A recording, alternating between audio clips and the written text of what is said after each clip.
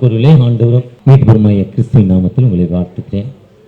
உங்கள் யாவருக்கும் என் உள்ளத்தின் ஆழத்திலிருந்து எங்களுடைய குடும்பத்தின் சார்பாகவும் கிறிஸ்துமஸ் மற்றும் புத்தாண்டு வாழ்த்துக்களை தெரிவித்துக் கொள்கிறேன். கர்த்தர் ஆசீர்வதித்து பாதுகாப்பாக. இந்த நல்ல வேளையில் நான் உங்களோடு பேச தெரிந்துவிட வசனம் 2 கொரிந்தியர் 9:15. தேவன் அவருடைய சொல்லி முடியாத ஈவுக்காக அவருக்கு தோத்திரம். Done as be unto God for us unspeakable gift. அவர் நமக்கு கொடுத்த ஈவு. இந்த இப்போ என்னுடைய வயது 64 65 நடந்து கொண்டிருக்கு. இதுவரை ஆண்டவர் என்னோடு இருந்திருக்கிறார். ஒன்றுமில்லாத நிலைமையில என்னை உயர்த்திருக்கிறார். அநேக இக்கட்டுகளிலிருந்து எனக்கு பாதுகாப்பு தந்திருக்கிறார். நாச மோசங்கள், விபத்துகள், இயற்கை சூழ்நிலையிலிருந்து எனக்கு விடுதலை கொடுத்திருக்கிறார். எத்தனை இயற்கையிலிருந்து விடுதலை கொடுத்திருக்கிறார். எவ்வளோ கஷ்டமான சூழ்நிலையிலிருந்து விடுதலை கொடுத்திருக்கிறார். பிரச்சனையின் மத்தியில் விடுதலை கொடுத்திருக்கிறார். ஒரு சந்தோஷமான வாழ்வு, நல்ல நித்திரையை தந்திருக்கிறார். ஏன்னா நித்திரை ஆண்டவரால் தான் கொடுக்கப்படும். நித்திரை ஒரு மனுஷனால கிடைக்காது. ஒரு சிலர் படுத்தா தூக்கமே வரல பிரதர்னுவாங்க. தூக்கம் மாத்திரை போட்டு தான் தூங்குற மக்கள் எவ்வளவோ இருக்காங்க. ஆனால் ஆண்டவர் நமக்கு அப்படி இல்லை. படுத்தா தூக்கத்தை தருவார், உட்கார்ந்தா தூக்கத்தை தருவார், டிராவலில் தூக்கத்தை தருவார். டிராவலில் தான் எத்தனை நாள் தூங்கக்கூடிய தன்மையை தந்திருக்கிறாரு. எத்தனையோ வசதியான வாழ்வு. ஒருவேளை கால்நடையாக போக கிருபை செய்திருக்கிறார், 2 வீலரில் போக கிருபை செய்திருக்கிறார், வேனில், காரில், பஸ்ஸில், ஃப்ளைட்டில் அநேக நாடுகளுக்கு சென்று வர கிருபை செய்திருக்கிறார். அநேக மிஷனரிமார்களை சந்திக்க கிருபை செய்திருக்கிறார். அநேக தேசத்தை சந்திப்பதற்கு ஆண்டவர் கிருபை செய்திருக்கிறார். எல்லா நிலையிலும் நம்ம தேவைகளை சந்தித்திருக்கிறார். ஆண்டில் எவ்வளோ இக்கட்டுகளிலிருந்து வாழ்வு கொடுத்திருக்கிறார். அதனால சங்கீதக்க அந்த பவுலடிகள் சொல்றார், கர்த்தர் செய்த உபகாரங்களுக்காக நான் அவரத்தை எண்ணத்தை செலுத்துவேன். அவர் ஆண்டு நமக்கு எவ்வளோ உபகாரங்கள் செய்திருக்கிறார். அந்த உபகாரத்தை நினைத்து பார்க்க மக்களாய் காணப்படுகிறோமா? 2 கொரிந்தியர் 9 சொல்றப்போ இந்த 14வது வசனத்தில் பாருங்க. அவர் சொல்றாரு, நான் உங்களுக்காக வேண்டுதல் செய்துங்கிறாரு. நமக்காக ஜெபிக்கிற ஒரு சகோதரனாய் ஆண்டவர் இயேசு கிறிஸ்து நமக்காக வாசிக்க 2 கொரிந்தியர் 9:14 உங்களுக்காக வேண்டுதல் செய்து தேவன் உங்களுக்கு அளித்த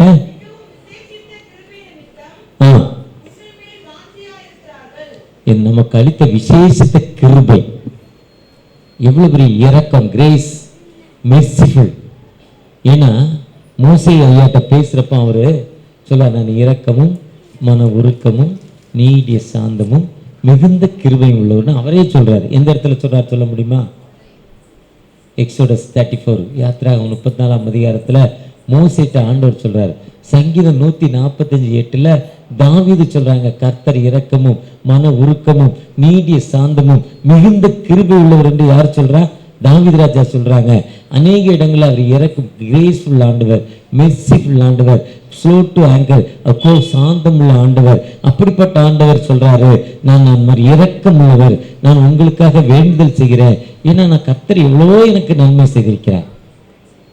அந்த நன்மைகளுக்கு நான் எண்ணத்தை செலுத்துவேன்.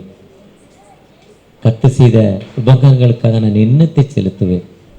சங்கீதம் 116 சொல்றப்போ, கர்த்தர் எனக்கு செய்த சத்தத்தையும் விண்ணப்பத்தையும் கேட்டதால், மரண கட்டுகள் எனக்கு விடுதலை கிடைத்ததால். சங்கீதம் 116:1-2 சொல்றாரு.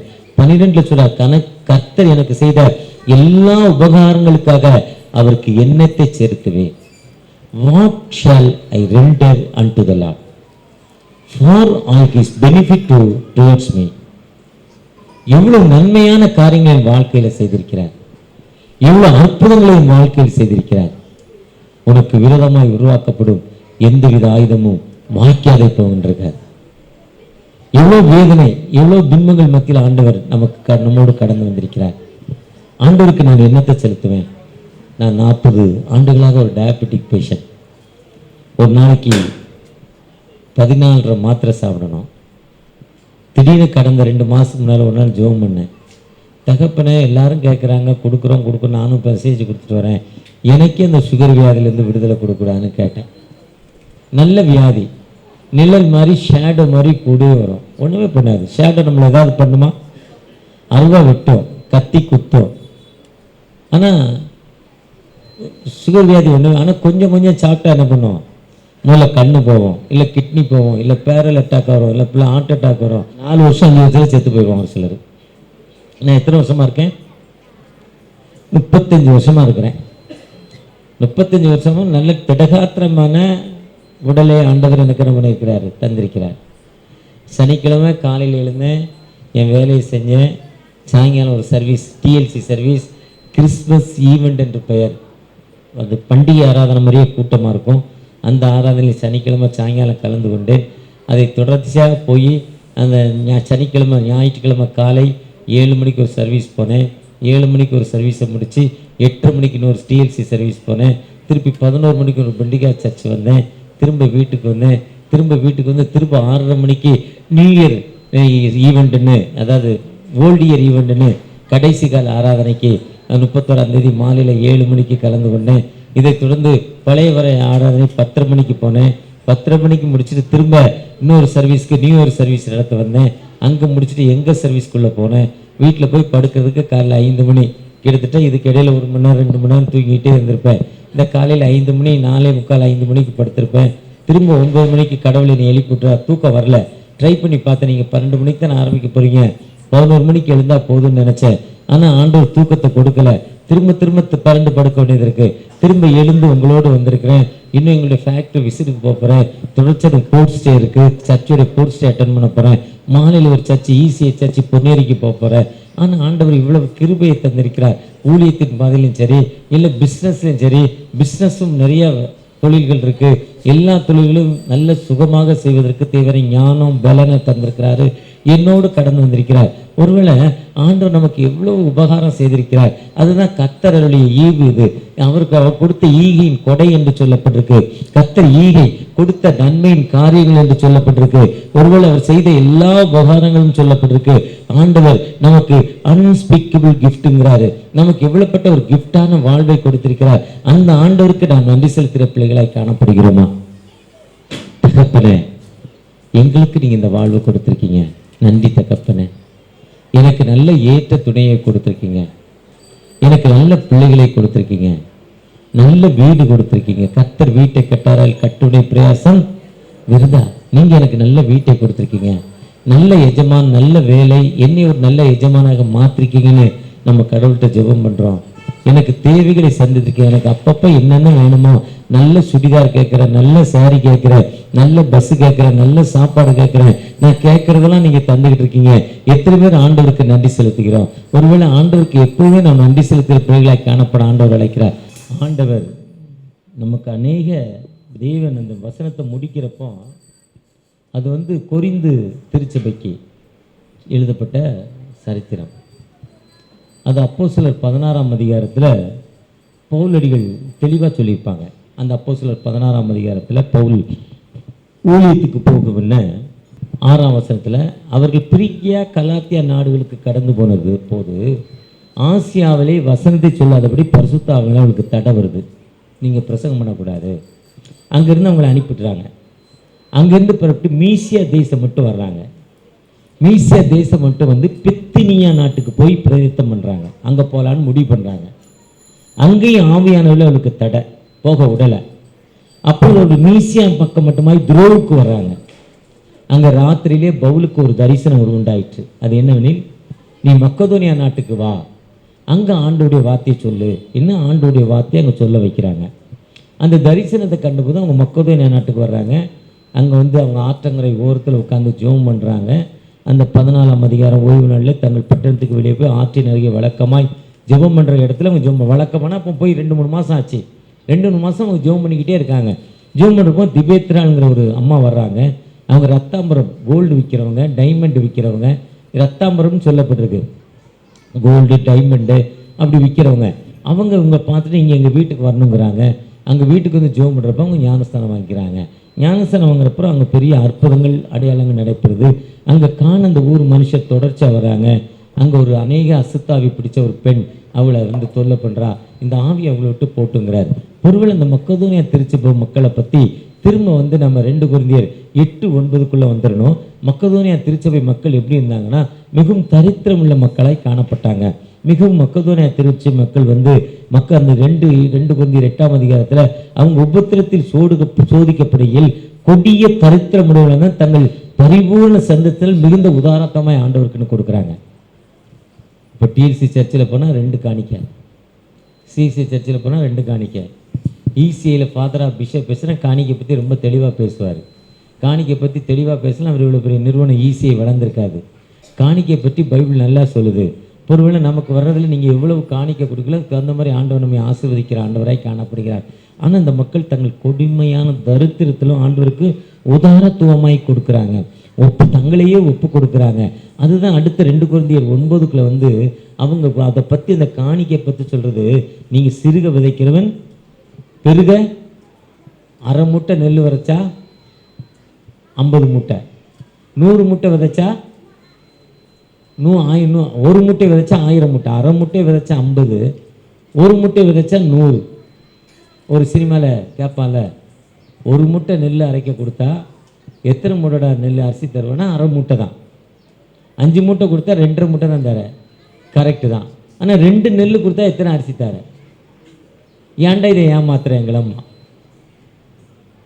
கொஞ்சம் இது கிரிட்டிக்கலான நம்ம சிந்திக்கப்பட வேண்டிய காமெடி சினிமா இதெல்லாம் சொல்லலாமான்னா நம்முடைய பிரெயினை டெவலப் பண்ணுவது. நானும் சிந்தனை, ஆமாம் நானும் எத்தனை நாள் சிந்தனை பண்ண, ரொம்ப நாள் கழிச்சு தான் எனக்கு அதுவே புரிஞ்சுது. கொஞ்சம் நமக்கு மண்டை கொஞ்சம் ஸ்பீடாக தான் ஸ்லோவாக தான் போகும். ஆமாம் 1 மூட்டை நெல் கொடுத்தா 1/2 மூட்டை தான் அரிசி வருது, 10 மூட்டை கொடுத்தா 5 மூட்டை தான் அரிசி வருது. ஆமாம் 2 நெல் கொடுத்தா 2 அரிசி வந்த பிறையாக தான் வரல, எங்கே போச்சு? அதனுடைய கழிவு உமியையும் தவிட்டையும் நம்ம என்ன பண்ணலை, நினைக்கல. நம்ம ஆண்டவருக்கு எப்படி கொடுக்குறோம், அந்த கொடுக்கறது எப்படி கொடுக்குறோம்? நீங்கள் அதுதான் அவர் சொல்கிறார், விதைக்கிறவனுக்கு விதையையும் என்ன சொல்கிறாரு, யார் விதைக்கிறானோ அவருக்கு விதையை கொடுக்குறாரு. அந்த விதையை அவன் டெவலப் பண்ண. ஒருத்தன் போய் கடவுள்கிட்ட போய், அப்பா ரொம்ப பசிக்குது எனக்கு ஒரு வாழைப்பழம் கொடுனாராம். ஒரு நல்ல ஊழியர், நம்ம சுரேஷ் ஐயா மாதிரி என்னைய மாதிரி இங்கே மிஷினரிஸ் பிரபுதாஸ் வந்திருக்கிற மாதிரி ஒரு நல்ல ஊழியக்காரு, ரொம்ப பசிக்குதுப்பா உடனே உனக்கு வாழைப்பழம் கொடுனாராம். அவனை ஒரு மாலுக்கு கூப்பிட்டு போனான், ஷாப்பிங் மாலுக்கு கூப்பிட்டு போனாராம். அந்த கடையில் வெரைட்டியான வாழைப்பழம்னா பச்சை வாழைப்பழம், நாடு, இப்படி பல வெரைட்டியான, ஐயா கூப்பிடுறவங்கள, இப்படி வெரைட்டியான பல வாழைப்பழங்கள் இருந்தது. அப்போ அவர் என்ன பழப்பம் வேணும்னாராம், நல்ல பச்சை பழம் ரொம்ப டேஸ்டியாக இருக்கும், அந்த பச்சை பழத்தை கொடுங்கன்னாராம். அந்த பச்சை பழத்தை கொடுங்கன்னாராம். உடனே ஆண்டவர் போய் சீட்ஸ் எடுத்தாந்து கொடுத்தாராம், விதையை. நான் கேட்டது பழம், நீங்கள் விதையை கொடுக்குறீங்களே, இதை போய் நீ உருவாக்கு, என்னாக்கு உருவாக்குனாராம். இதுதான் ஆண்டவர். ஆண்டவர் விதைக்கிறவனுக்கு விதையை கொடுக்குறாரு. விதைக்கிறவனுக்கு எப்படிப்பட்ட விதையை கொடுக்குறாருன்னா, அவனுக்கு ஒரு ஐடியா கொடுக்குறாரு, நாலேஜ் கொடுக்குறாரு, அவனுக்கு ஒரு பலத்தை கொடுக்குறாரு, அவருடைய பாதுகாப்பை கொடுக்குறாரு. அதை நம்ம டெவலப் பண்ணிக்கணும். அப்படிப்பட்ட டெவலப்மெண்ட்டு. ஏன்னா ஒரு ராஜா பாருங்க, ஒரு பெரிய திருச்சபையின் தலைவர், அவருக்கு அப்புறம் ஒரு தலைவரை ஏற்பாடு பண்ணாராம். ஏன்னா இப்போ நம்ம ஃபாதர் ஆஃப் பிஷப், ஏசிஐயுடைய ஃபாதர் ஆஃப் பிஷப் பாருங்கள், அவருடைய ஆரம்பம் பார்த்தீங்கன்னா ஆரம்ப காலத்தில் ரெவரண்ட் கிடையாது, ஒரு மிஷினரி. ஒரு சர்ச்சை ஆரம்பித்தார், 2 சர்ச்சை ஆரம்பித்தார், 10 சர்ச்சுக்கு போனார், 100 சர்ச்சினார், 1000 சர்ச்சினார், இப்போ 1,00,000 சர்ச்சுக்கு போயிட்டார், 1 கோடி ஆத்மாங்கள் கேட்குறாரு. இதே மாதிரி ஊழியத்தில் டெவலப்மெண்ட்டு. அவருக்கு அப்புறம் அவர் யாரை கொண்டு வருதுனாரு, இப்போ அவங்க பொண்ணை கொண்டாந்து வச்சுட்டாரு. ஆனால் அதுக்கு பொண்ணு நான் சொல்கிற தலைவர் அவர் குடும்பத்தை ஏற்படுத்த நினைக்கல. யாராவது நல்ல மனுஷனை கொண்டு வரணும், திறமையான கொண்டு வரணும்னு நினச்சாராம். அதுக்கு நிறைய போட்டி வச்சுக்கிட்டே இருந்தாராம். போட்டி வச்சு கடைசியில் ஒரு போட்டி ஃபைனல் 2 பேர் கடைசி வந்தாங்க. 100 பேர் விட்டாங்க. அதில் 10 பேர் எடுத்து 10 பேராக 10 டீம் விட்டாங்க. அதில் 10 பேர் வந்தாங்க. அந்த 10 பேரை விட்டு 3 பேர் எடுத்தாங்க. இப்படிலாம் கண்டுபிடிச்சி கடைசியில் 2 பேர் வந்துட்டாங்க, ஃபர்ஸ்ட் அண்ட் செகண்டு. இப்போ இதில் யார்கிட்ட கொடுக்குறது? சுரேஷ் ஐயர் மாதிரி யார்கிட்ட கொடுக்குறது? இப்போ சுரேஷ் ஐயர் கடந்த நாட்களில் பிஷப் கமிஷனரிங்கிற ஒரு நல்ல தலைமைத்துவம் கிடைச்சிருக்கு. ஆண்டவருக்கு நன்றி செலுத்துவோம். எல்லாரும் கைகளை தட்டி, நான் வந்தோன்னே அந்த போர்டை பார்த்தேன், அருமையான கமிஷனை கொடுத்துருக்கிறாரு. ஆனால் இன்னொரு 4-5 வருஷத்தில் அவர் பேராயராக ஒரு பிஷப்பாக உருவாக்கப்பட வேண்டும். தெலுங்கு திருச்சபை, சென்னையில் உள்ள தெலுங்கு திருச்சபைக்கு அவர் யாரை உருவாக்கணும்? பேராயராக உருவாக்கப்படணும். அதுக்கு அவர் இப்பவே ஒரு அர்ப்பணிப்போடு நம்ம ஜெபம் பண்ணுவோம்.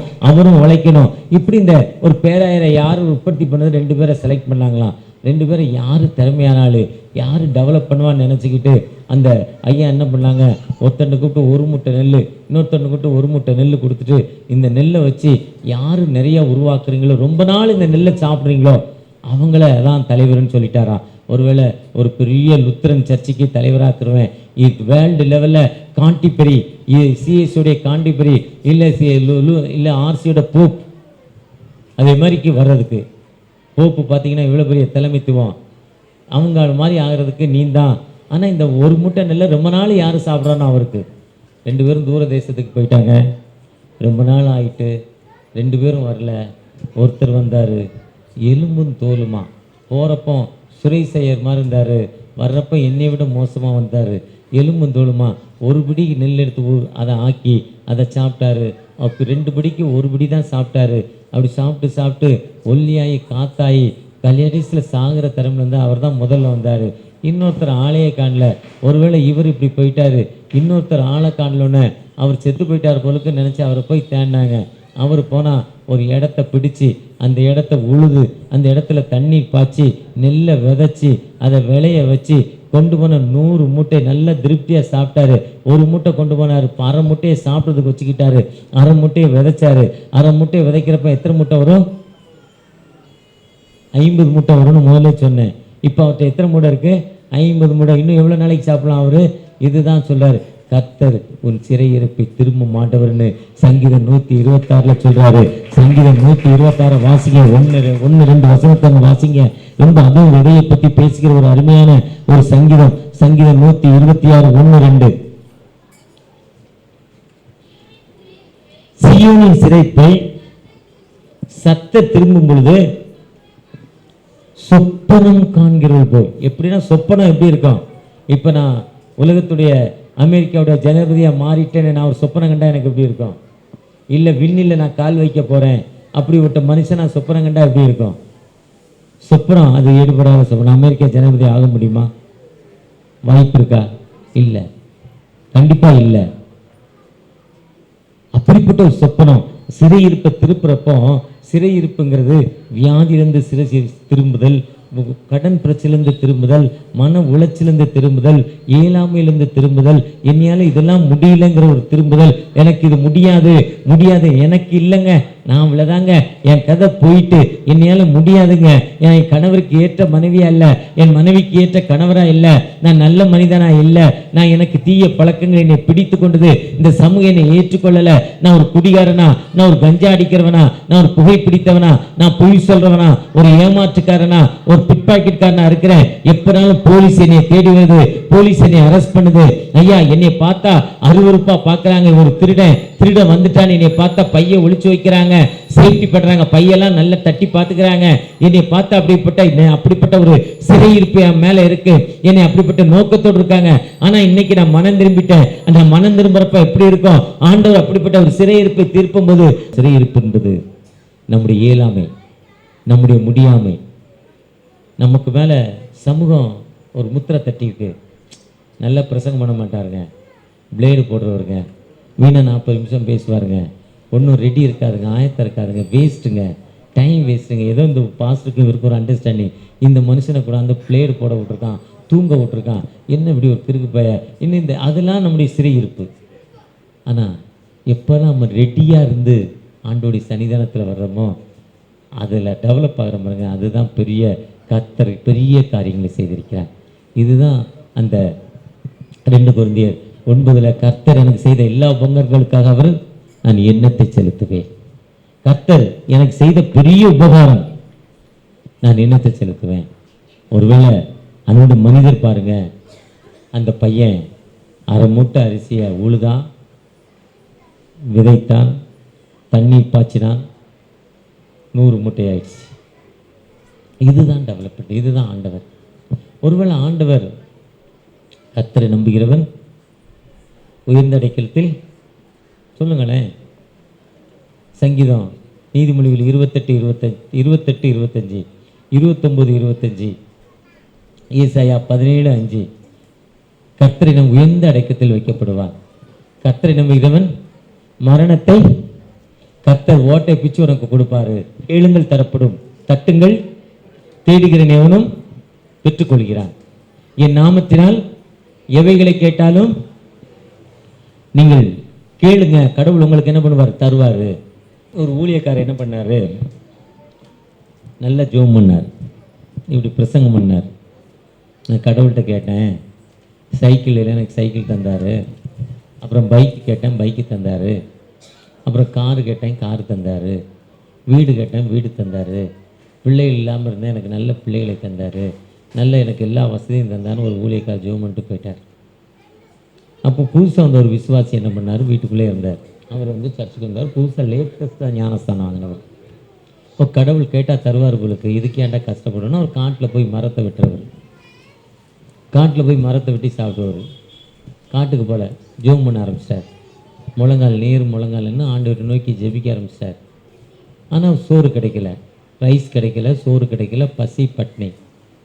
கடவுளை திட்ட ஆரம்பிச்சிட்டார். என்னப்பா, அந்த ஊழியக்காரர் சுரேஷ் ஐயா வந்து ஜோம் பண்ணிட்டு போனார், சொல்லிட்டு போனார் கடவுள் எனக்கு எல்லாத்தையும் தர்றாருன்னு. ஆனால் கடவுள் இப்போ எனக்கு ஒன்றுமே தரலை. ஏன் தரலை? நான் என்னுடைய ஜெபம் பொய்யா, இல்லை அவர் சொன்னது பொய்யா, இல்லை கடவுள் இருப்பது பொய்யா, எது மெய் எது பொய் எனக்கு தெரியலன்னு சொல்லி வேறு வழியில் மரணப்படுக்கை, பசி பட்டை, திரும்ப மரம் வெட்ட போயிட்டார்.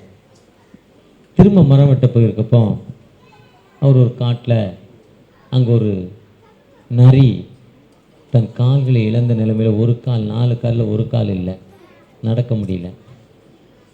ஐயோ 3 கால் தான் நடக்குது, எப்படி நடக்கு, இது எப்படி ஏற தேடும், எப்படி இதுக்கு ஏற தேடும்னு அதை நினச்சாராம். உடனே அவர் தூரமாக இருந்து அந்த நரியை கவனிச்சாராம்.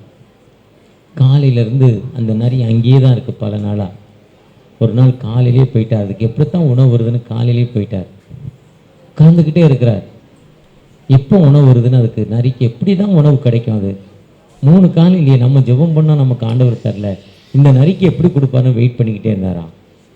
மாலை நேரத்தில் ஒரு புலி வந்துச்சு, ஃப்ரெஷ்ஷாக ஒரு மானை சாப்பிட்டுச்சு. அப்போ தான் கடிக்குது மானை, ரத்தம் ஓடுது, அந்த மானை தூக்கிட்டு வருது. தேவையான அளவு சாப்பிட்டுட்டு அங்கே போட்டுட்டு போயிடுச்சு. அந்த ஒரு கால்கள் இல்லாத என்னதை சொன்னேன், அது நரிக்கு. நரி இல்லை, நரியை பார்க்கல, அது போட்டுட்டு போயிட்டு. நரி 3 காலால் இழுத்து இழுத்து வந்தது, அந்த ஃப்ரெஷ்ஷான மான்கறியை சாப்பிட்டுச்சான். அப்போ தான் ஆண்டவர் ஏற்ற காலத்தில் அதிகம் காலத்தில் ஆண்டவர் நேர்த்தியாய் செய்திருக்கிறார். தன் வேலையில் அசதியாக இருப்பவன் வலிமனுக்கு நீதிமொழிகள் 18:9 சொல்லுது. தூக்கத்தை விரும்பாத, தூக்கத்தை விரும்பினா தரித்திரனாவாய். நீதிமொழிகள் 13 சொல்லியிருக்காரு. நீதிமொழிகள் 6:6 எறும்பை பாரு, எறும்பு எப்பவுமே நிற்கிறதில்ல, சோம்பேறி போய் அறுப்பில் பிச்சை கேட்டாலும் பிச்சை என்ன பண்ணுறதில்ல, கிடைக்கிறது இல்லை. கொடுத்த வேலையை சரியா செய்யணும். கொடுத்த வேலையை நமக்கு என்ன வேலை செஞ்சாலும் உண்மையா ஆண்டவர்கிட்ட செய்யணும், நேர்த்தியா செய்யணும், டைமுக்கு செய்யணும். எந்த வேலையை செஞ்சாலும் சரி உண்மையா செய்யணும்.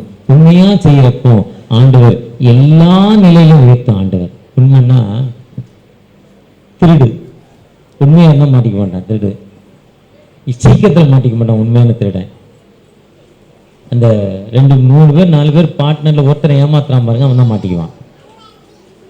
நடந்த சம்பவம் 2 வருஷத்துக்கு முன்னால ஒருத்தன் 10 கிலோ கோல்டு கடத்தி கொண்டு வரான், ஏதோ ஒரு ஊர்ல இருந்து, வெளிநாட்டுல இருந்து. அங்க தப்பிச்சிட்டான் கஸ்டம்ஸ்ட, இங்க உள்ள கஸ்டம்ஸை தப்பிச்சிட்டான். திரும்ப அவன் கார்ல ஏற்றி கத்திப்பாரா பிரிட்ஜ் வந்தப்பறம் அவனை அரெஸ்ட் பண்றாங்க. 10 கிலோ தங்க இருக்க வேண்டாம். ஏர்போர்ட்டுக்குள்ளேருந்து இண்டு போட்டு அனுப்புவாங்க, பெட்டியை ஸ்கேன் பண்ணி. இண்டில் கஸ்டமர்ஸ் ஓப்பன் பண்ணுவாங்க. இண்டு போட்ட பெட்டியை சாக் பீஸில் இண்டு போடுவாங்க, கஸ்டமர்ஸ் ஓப்பன் பண்ணுவாங்க. அதெல்லாம் தப்பிச்சு வெளியே வந்துட்டான். வெளியே ஒருத்தர் இருப்பான், அவனுக்கு கமிஷன் கொடுக்கணும். கொண்டு வந்தவன் என்ன நினைச்சான், வெளியவே வந்துட்டான், இனிமேல் எதுக்கு அவனுக்கு கமிஷன், நம்ம இவ்வளோ கஷ்டப்பட்டோம், இவனுக்கு எதுக்கு கமிஷன் கொடுக்கணும், என்ன பண்ணிட்டான், காலில் ஏற்றிட்டு சல்லின்னு போயிட்டான். ஃபோன் உடனே அவனுக்கு கமிஷன் வாங்காதான் ஃபோன் நம்பரோட போட்டு கொடுத்துட்டான். அங்கே பிடிச்சிட்டாங்க, 10 கிலோ தங்கம் மாட்டிக்கிச்சு. இப்போ உண்மை இல்லை, என்ன உண்மை, மாட்டிக்கிட்டான். அதுதான் சொல்லார், உண்மையுள்ள மனிதன் பரிபூர்ண ஆசீர்வாதங்களை பெறுவான். என் வீட்டில் இவன் எங்கும் உண்மையுள்ளவன். கர்த்தர் அவனுக்காக எல்லா காரியத்தையும், மோசைக்காக எல்லா காரியத்தையும் செய்தார். மோசைக்கு விரோதமாய் சகோதரர்கள் எழும்புறப்ப ஆண்டவர் பேச, வீட்டில் எங்க உண்மையுள்ளவன், சாந்த குணம் உள்ளவன், நான் ஃபேஸ் டு ஃபேஸ், முகம் டு முகமாக பேசுகிற மனிதன், அவனுக்கு விரோதமாய் கேராக எழுந்தப்ப கடவுளை சன்னிதானத்துல அழுகிறான். அப்பா நான் நீதிமான் இல்ல, நான் பரிசுத்தம் இல்ல இவன் சொல்றானே, இவன் என்னப்பா அர்த்தம், இதுக்கு என்ன நியாயம்னு போய் ஆண்டோடைய சன்னிதானத்துல என்ன 16ஆம் அதிகாரத்துல அழுகிறாரு. அழுகிறப்ப அந்த பூமி பிளந்த அந்த கோராக குடும்பத்தை அழித்து படுகிறது. மோசைக்கு விரோதமா யாரும் எழும்ப முடியல. ஏன்னா ஆண்டோடைய சன்னிதானத்துல ஒரு உண்மையுள்ள மனிதனாக காணப்படுகிறார். அதுதான் பிலிப்பியர் 4ஆம் அதிகாரம் 8ஆம் வசனத்துல பவுலடிகள் சொல்றார், கடைசியா சகோதரரே உண்மையுள்ளவைகளோ ஒழுக்கமுள்ளவைகளோ புண்ணியம் எதுவோ புகழ் எதுவோ நற்கீர்த்தி எதுவோ அதையும் செய்யுங்கள் என்றார். ஒருவேளை நீங்களும் ஆண்டோடைய சன்னிதானத்துல எப்படியும் உண்மையுள்ளவர்களாக காணப்படுவோமோ கர்த்தர் எனக்காக யாவையும் செய்து முடிக்கும் என்றார். கர்த்தருடைய சொல்ல முடியாத ஈவுக்காக தோற்றம் கர்த்தர் செய்த உபயோகங்களுக்காக அவருக்கு எண்ணத்தை சொல்லுவேன். பாத்திரத்தை எடுத்துக்கொண்டு அவரை நான் தோல்ந்து கொள்ளுவேன். ஆண்டவருடைய சன்னிதானத்துல இந்த வருஷத்துல ஆரம்பிச்சிருக்கிற நீங்கள் நானும் ஆண்டவரே தகப்பனே எனக்கு என்ன உபகாரம், என்னுடைய தேவைகள் என்ன, என்னுடைய கண்ணீரான வாழ்வு என்ன, எனக்கு அதை சொல்ல முடியாத ஈவுக்க நான் என்னப்பா செலுத்த போறேன்னா ஆண்டவருடைய சன்னிதானத்துல உண்மையா மோசை போல உண்மையா இருந்த போதும் அவருடைய போல ஆண்டவருடைய கொடுத்த வேலையில உண்மை பாஸ்டர் வேலையா உண்மையா இருக்கணும், செக்ஷன் வேலையா உண்மையா இருக்கணும். அவர் பிள்ளை பாஸ்டர் ஆகிறார், அவர் பிள்ளை பிஷப் ஆகிறார். கன்னியாகுமரி மாவட்டத்தில் தேவ இறக்கம்னு ஒரு பிஷப் இருந்தாங்க. சிஎஸ்ல மாடரேட்டர் லெவலுக்கு போயிட்டாங்க. அவங்க அப்பா கோயில் குட்டி, கோயில் செக்ஷன் துடைக்கிறவர், கம்மி பாத்திரத்தை கழுவுறவர். அவங்க அப்பா அந்த ஐயர் பார்த்தா குடுகுடுன்னு ஓடி ஐயா சொல்லுங்கன்னு இப்படி நிற்கணும். செக்ஷன் வேலை பார்த்தார் அவங்க அப்பா. ஆனால் இன்னைக்கு அவருடைய மகன் மாடரேட்டராக மாறிட்டார். 24 பேராயங்களுக்கு தலைவராக இருந்தார். ஒரு பிஷப் ஒரு செக்ஷனுடைய மகன் கோயில் குட்டியுடைய மகன் ஆக முடியுமா? முடியுங்க. ஏன்னா அவர் உண்மையாக இருந்தார். அவங்க அப்பா அவர் உண்மையாக இருக்கிறப்போ என் பிள்ளைகள் உயர்த்தப்படும். நேற்று ஒரு மிஷினரி சாட்சி சொன்னார். மிஷினரியாக வேலைக்கு வரப்போ 3 ரூபா 50 காசம் சம்பளம். எவ்வளவு? அவருக்கு 3 ரூபா 50 காசு. 35 வருஷத்துக்கு முன்னால் அவர் மகனுக்கு 3 ரூபா 50 காசம் சம்பளம். யூத் பிளெஸிங் மிஷனில் சிபிங்கிற ஒரு ஊழியக்கார சாட்சி சொல்கிறார். பிள்ளைகள் ஃபஸ்ட் ஸ்டாண்டர்டில் கொண்டு போய் சந்தோஷ் வித்யாலயா களக்காடு டோனாவூரில் கொண்டு போய் விட்டுறணும். ஃபஸ்ட் ஸ்டாண்டர்ட்லேயே ஹாஸ்டல். பிள்ளைகளை பார்க்க முடியாது. பிள்ளைகள் என்ன பண்ணணும்னா சந்தோஷ் வித்யாலயா இன்னைக்கு போனாலும் இன்னைக்கு பேரமாறு வசதிக்காக நிறைய ஐயமாறு பக்கத்தில் பாஸ்டேட் வாங்கிக்கிறாங்க. நிறைய மிஷினரிகள் ஐயெல்லாம் பேரமாரை கொண்டே விட்டுட்டு வந்துக்கிட்டு இருக்கோம். ஊழியம் செய்யாமல் கடவுளை ஏமாற்றிக்கிட்டு இருக்கோம். ஆண்டவருக்கு விரோதமாக போய்கிட்டு இருக்கோம். அந்த பிள்ளைகள் அப்பா வர்றதுக்கு இந்த குவார்டர்லி எக்ஸாம் வந்து கூப்பிட்டு போவாங்க. 10 நாள் லீவுக்கு. கிறிஸ்மஸ்க்கு வந்து கூப்பிட்டு போவாங்க அவங்க ஊருக்கு. மே மாதம் இந்த பிள்ளையோடு 1 மாதம் இருக்கும். விட்டுட்டு போனதுனால இந்த எத்தனை நாள் எண்ணுமா, அத்தனை கல்லை எடுத்து அவர் செல்ஃபில் வச்சுக்கிடுமா. ஒரு நாளைக்கு ஒரு கல் எடுத்து வைக்குமா. மிச்சம் எத்தனை நாள் இருக்குன்னு எண்ணுமா. இத்தனை நாள் இருக்கு. இந்த ஃபஸ்ட் ஸ்டாண்டர்ட் படிக்கிற 5 வயசு குழந்தை அப்பா விட்டு போகாது, அம்மா விட்டு போகாதான். இதேமாரி பெரிய கட்டில் இருக்குமா, நிறைய டாய்ஸ் போட்டுருப்பாங்க, விளையாட விடுவாங்களாம். அந்த 5 வயசு 6 வயசு குழந்தை டாய்ஸில் உட்காந்து விளையாடுமா. சில நிமிஷம் மறக்கணுன்னு பின்னால் ஒரு டோர் இருக்குமா, அந்த வழியாக அவங்க அம்மா அப்பா போயிடணுமா. விளையாண்டு முடிஞ்சுன்னா அப்பா அங்கே அம்மா அங்கே அழும். அடுத்து ஜூனில் விட்ட பிறகு செப்டம்பரில் தான் பார்க்க முடியும். எந்த விட்ட காரணத்தை கொண்டு பார்க்க முடியாது. அப்படித்தான் என் பிள்ளைகள் வளர்ந்தாங்க. இன்னைக்கு ஒரு பிள்ளைக்கு ஒரு மாதத்துக்கு 2.5 லட்ச ரூபா சம்பளம், ஒரு மனிதனுக்கு 5 லட்ச ரூபா சம்பளம். அவர் ஜெர்மனியில் செட்டில் ஆகியிருக்கான். ஜெர்மனியில் சொந்த வீடு சொந்த கார் வச்சுருக்கான். இன்னொரு பையன் ஒரிசாவில் சொந்த வீடு சொந்த கார் வச்சுருக்கான். அந்த 3000 ரூபா சம்பளத்தில் நாங்கள் போனோம். ஆனால் ஆண்டவர் சன்னிதானத்தில் உண்மையாக இருந்தோம். எனக்கு சொந்த வண்டி இல்லை, என் பேரில் பேங்க் அக்கௌண்ட் இல்லை, என் பேரில் வீடு இல்லை. ஆனால் நான் இன்னைக்கு நான் மிஷன்லேருந்து ரிட்டையர்ட் ஆகிட்டேன். என் பிள்ளைகள் எனக்கு வீடு வாங்கி கொடுத்துருக்காங்க, என் பேரில் பைக் வாங்கி கொடுத்துருக்காங்க, என் பேரில் அக்கௌண்ட் இருக்கு. இன்னைக்கு ஒரு பெரிய ஊழியக்கான ஒரு ஆர்டினேஷன் வாங்கியிருக்கேன். ஆண்டவர் எல்லா நிலையும் நான் உயர்த்திருக்கிறார். கர்த்தர் கொடுத்த அந்த இதுக்கு நான் உண்மையா இருந்ததால நான் உயர்த்தப்பட்டிருக்கேன்னு சொன்னாரு. ஒருவேளை அதுதான் ஆண்டவரையை சொல்ல முடியாத ஈவுன்னு சொல்றாரு. அந்த சொல்ல முடியாத ஈவுக்கு நான் பாத்திரவான்களாய் காணப்படுகிறோமா? ஒரு விசை கூட கண்களை மூடி தகப்பனே எங்களோடு பேசிருக்கீங்க, நன்றி தகப்பனே. ஒரு விசை கூட எங்களை ஆசிர்வதிங்க. உங்களுடைய பிரசனத்தை எங்களுக்கு தாங்க தகப்பனே. உங்களுடைய இரக்கத்தை எங்களுக்கு தாங்க தகப்பனே. உங்களுடைய சமூகத்துல நான் உண்மையான வாழ எனக்கு கிருபை செய்யுங்கப்பா. உங்களுடைய இரக்கத்தை தாங்க, உங்களுடைய ஆசீர்வாதத்தை தாங்க, உங்களுடைய வழிநடத்தை தாங்க தகப்பனை நோக்கி பார்ப்போமா. பார்க்கிறப்ப நிச்சயமாக ஆண்டவர் உயர்த்தும் ஆண்டவர், நிச்சயமாக உயர்த்தும் ஆண்டவர். உம்மை நோக்கி பார்க்கிறோம், உம்முடைய கிருபைக்காக காத்திருக்கிறோம், உம்முடைய இரக்கத்திற்காக காத்திருக்கிறோம், உம்முடைய விடுதலைக்காக காத்திருக்கிறப்பா. கர்த்தர்களை சொல்லி முடியாத ஈவுக்காக தோத்திரம் என்ற வார்த்தையின்படி கர்த்தர் எனக்கு செய்த எல்லா உபகாரங்களுக்கு அவருக்கு எண்ணத்தை செலுத்துவேன், ரட்சிப்பின் பாத்திரத்தை எடுத்துக்கொண்டு அவரை தொழுது கொள்வேன் என்று தாவீது சொன்ன பிரகாரமாய் தகப்பனே, என் கர்த்தர் எனக்காக யாவையும் செய்து முடிப்பார் வார்த்தையின்படி தகப்பனே, உம்முடைய பிரசனை எங்களோடு வரட்டும் தகப்பனே, உம்முடைய இரக்கம் எங்களோடு வரட்டும் தகப்பனே, உம்முடைய வழிநடத்தல் எங்களோடு வரட்டும் தகப்பனே. நீங்களை ஆசீர்வதிக்கிற தகப்பன் அல்லவா, உம்முடைய கிருபை எங்களுக்கு தருவீர்கள் என்ற நம்பிக்கையோடு தகப்பனே உம்முடைய பாதத்தில் நிற்கிறோம் தகப்பனே. எங்களை ஆசீர்வதிங்க, வழிநடத்துங்க. மீட்பர் இயேசு மூலம் ஜெபம் கேளும் அன்பின் தகப்பனே, ஆமென். அறுவடை மிகுதியாலோ இல்லை, அன்பரின் கதற